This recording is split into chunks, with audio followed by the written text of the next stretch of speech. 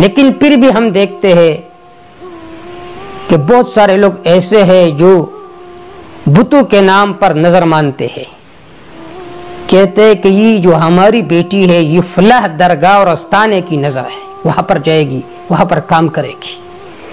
تو اس کا نتیجہ کیا ہوتا ہے؟ اس استانے میں کون ہوتے ہیں؟ فاسق و فاجر، شرابی، کبابی، زانی، وہ وہاں پر ہوتے ہیں۔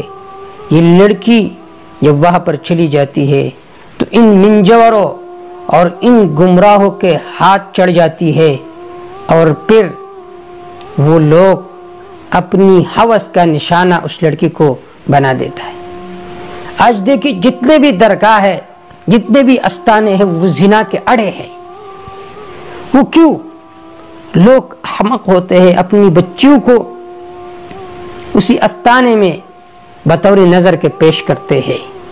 اولاً تو اس طرح نظر ماننا جائز نہیں ہے، ثانیاً اگر انہوں نے پیش کیا تو اس جگہ پیش کیا کہ جو زنا کا اڑا ہے، وہاں پر اس لڑکی اور عورت کا جو عزت ہے وہ محفوظ نہیں ہوتا، اس کی عصمت دری ہوتی ہے 5 آدمیوں سے، 10 آدمیوں سے۔